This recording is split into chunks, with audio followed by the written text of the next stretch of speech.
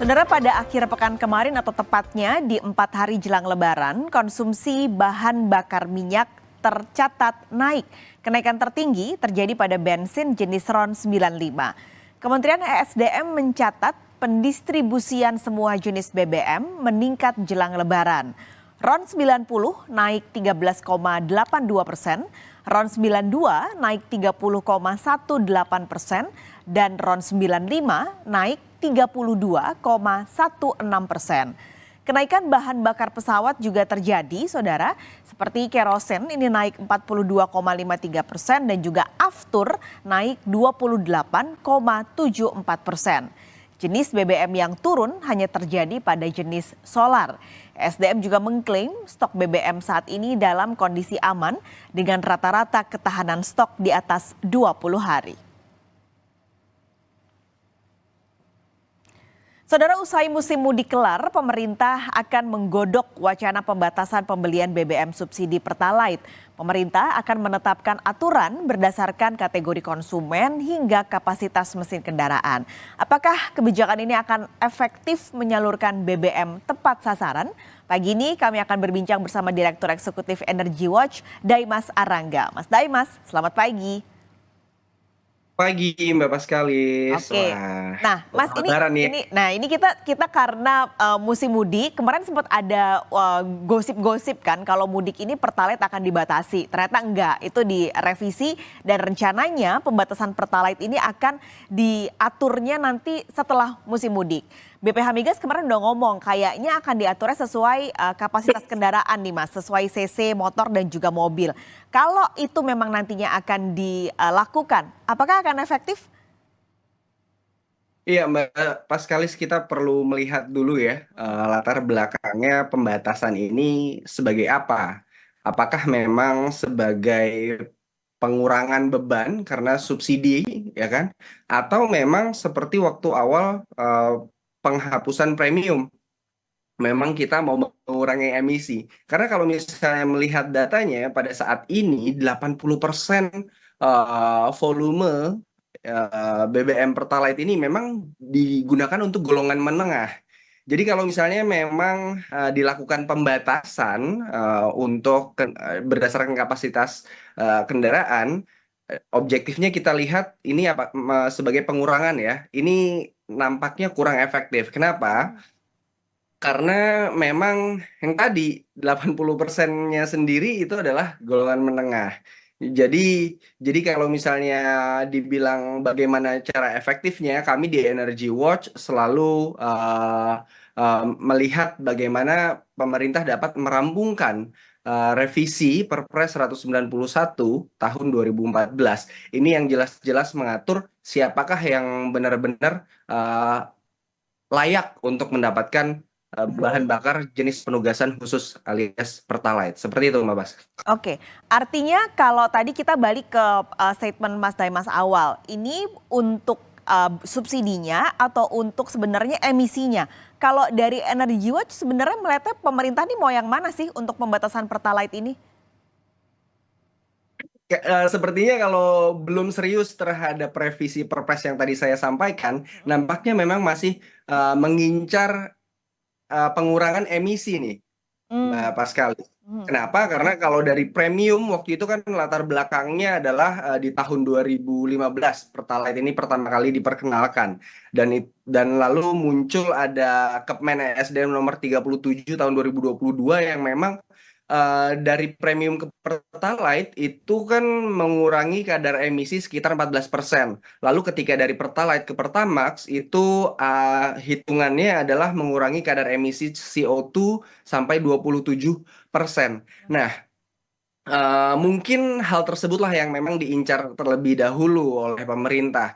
Kenapa? Ya karena kalau misalnya kita tadi melihat beban subsidi yang tahun 2023 ini untuk Pertalite saja itu sebesar 23,3 triliun, pastinya tidak akan berbeda jauh ketika pemerintah nanti membatasi berdasarkan dari cc kendaraan. Karena uh, sampai selama ini kan Pertamina itu sudah menggunakan QR code juga ya untuk pembelian biosolar dan juga menggunakan aplikasi My Pertamina untuk pembelian Pertalite di beberapa SPBU seperti itu, Mbak Paskalis. Oke, berarti kalau kita bahas soal penggunaan QR Code ini, kalau menurut Mas Daimas dengan rencana tambahan nih, adanya pengaturan lewat kapasitas kendaraan, artinya penggunaan My Pertamina ini tidak efektifkah berjalan selama ini? Jadi kami dari Energy Watch melihat penggunaan aplikasi ataupun QR code sebenarnya ini adalah langkah awal pemerintah dalam mendapatkan data. Karena sampai saat ini kita belum pernah punya data siapa aja sih memang masyarakat yang membeli bahan bakar biosolar ataupun pertalite ya yang jenis bahan penugasan khusus. Nah, dari pendataan tersebut pemerintah harusnya dapat melakukan tahap berikutnya yaitu dari pendataan menjadi pembatasan dari siapa saja yang memang biasanya membeli Pertalite seharusnya ada kelanjutan tahap ya. Ya. Seharusnya siapa yang lebih berhak. Nah, dari data-data tersebutlah pemerintah dapat bergerak nanti disinkronkan dengan data P3E, P3KE ataupun dari data-data Kemensos. Jadi hal tersebut yang seharusnya pemerintah sudah sangat strategis, tinggal langkah selanjutnya apakah memang bisa ke arah sana gitu. Apakah memang saya katakan berani gitu ya.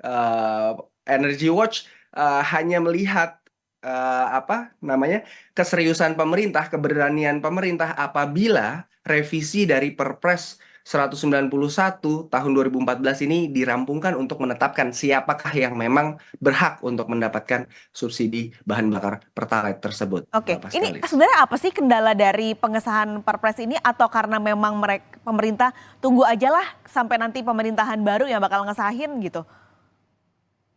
Ya, ini memang cukup dilematis ya ketika kita membatasi Pertalite ataupun bahkan menghapus. Ketika menghapus Pertalite, ini kita ada beberapa skenario ya yang Energy Watch coba coba simulasikan. Kalau menghapus Pertalite itu artinya ada Pertamax akan menjadi jenis bahan bakar penugasan yang artinya beban negara, beban subsidi pun akan bertambah. Karena kalau selama tidak dibatasi, artinya hanya berpindah. Sama seperti dari premium ke Pertalite, nantinya dari Pertalite ke Pertamax. Nah, begitu pula kalau misalnya nanti dibatasi berdasarkan jenis CC. Ini masih terlalu banyak loophole-nya ya. Loophole-nya ketika misalnya jenis CC-nya, misalnya motor 150 atau mobil di bawah 1.300. Ini masih sangat banyak potensi-potensi kebocoran subsidi yang dapat terjadi. Lalu eh, kami dari selain mensimulasikan hal tersebut, Energy Watch juga melihat bagaimana berbagai macam pihak ya, mulai dari Pertamina, dari pemerintah sendiri, ataupun dari masyarakat, ini ketika Pertalite atau subsidi ini diubah atau dikhususkan melalui Perpres, ini akan jadi dilematis karena ini merupakan kebijakan yang mungkin kurang populis ya, Ya. Mbak Paskalis, sehingga ini menjadi sebuah tarik ulur bagi pemerintah. Dari kementerian mungkin sudah menyetujui, dari Pertamina sudah menyetujui, tapi mungkin dari DPR ataupun dari presidennya sendiri belum mengamini revisi tersebut. Mungkin itu Mbak Paskalis. Oke, padahal sebenarnya kalau Energy Watch sudah pernah ngitung belum sih Mas, kalau nih Perpresnya nanti udah goal, udah benar-benar bisa dijalankan dengan efektif, seberapa besar bisa menekan sasaran penyaluran BBM atau bahkan menekan emisi yang selalu digaungkan oleh pemerintah ini? Iya, kami dari Energy Watch menghitung apabila subsidi ini lebih tepat sasaran 30% saja, 30% yang saat ini kan 80% ya penyalurannya ke menengah ke atas. Kalau itu berkurang menjadi 50% saja dari menengah atas yang menggunakan, ini pemerintah sudah dapat menghemat itu sekitar 5 triliun per tahun Oh, untuk Pertalite ya. Ini kita belum berbicara terkait emisi yang memang ini kami sedang dalami juga apakah memang sesignifikan itu ketika kita berbicara pembatasannya melalui CC, CC kendaraan dan juga jenis RON yang memang digunakan karena memang ada titik titik ideal ya di mana nilai RON itu tidak sepenuhnya berjalan lurus dengan jumlah pengurangan emisinya seperti itu Mbak Oke. Pascal.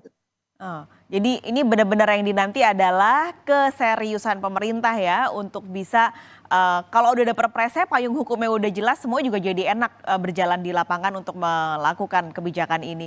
Mas Daimas, terima kasih banyak sudah berbagi pagi ini di Kompas Bisnis.